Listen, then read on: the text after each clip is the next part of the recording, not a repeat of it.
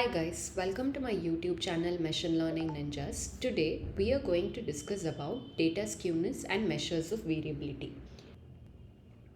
A data set can have three kinds of skewness. One is right or left or zero skewness. A right skewed data is the one where the mean is greater than the median, and also it tends to have a longer tail towards the right. Whereas a left skewed data is the one where mean is less than the median. Mean is equal to the median, which is the ideal scenario. We call it zero skewness. Now, let us try and understand the measures of variability. What exactly is this measures of variability? It helps us understand the distribution of the data, and it also tells you how well an individual score represents a distribution. So there are three kinds of measures of variability. One is the range, and the other one is variance, and the third one is standard deviation. So range is, in simple terms, it is the distance covered by the scores in a distribution from the smallest to highest value. For example, let us say that I have a set of numbers starting from 1 to 10. Range in that case would be max minus min, which is 10 minus 1, which is 9. Next, variance and standard deviation. These two are quite similar. The fundamental idea behind variance and standard deviation is that we try and understand on an average how far is a point from the mean. So as you can see here, what we do is we take the sum of squared deviation, that is the distance between every individual point from its mean, and divided by the number of scores, which is the average.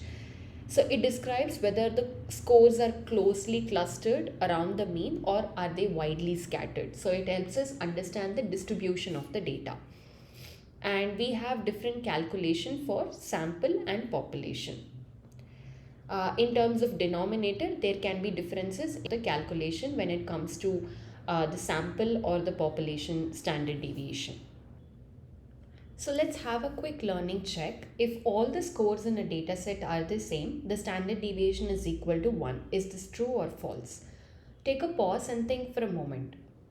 If all the scores in the dataset are the same, they are equal to the mean. So here we are trying to calculate the sum of squared deviation, which means of every individual point from its mean.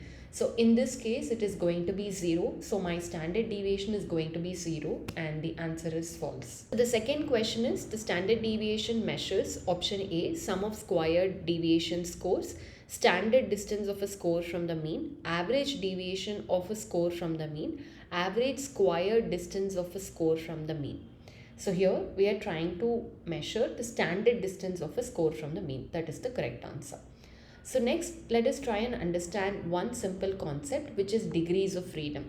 So this is basically number of scores in a sample that are independent and free to vary.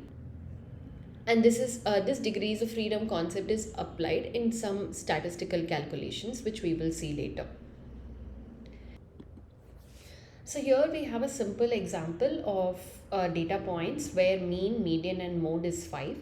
As you can see here, mean is equal to median, which means there is zero skewness in this data set. And in this case, we calculate standard deviation using sum of squared deviation, which means 2 minus 5 the whole square plus 8 minus 5 the whole square, and so on, and divided by n minus 1. So the degrees of freedom concept, which I explained earlier, comes into picture here.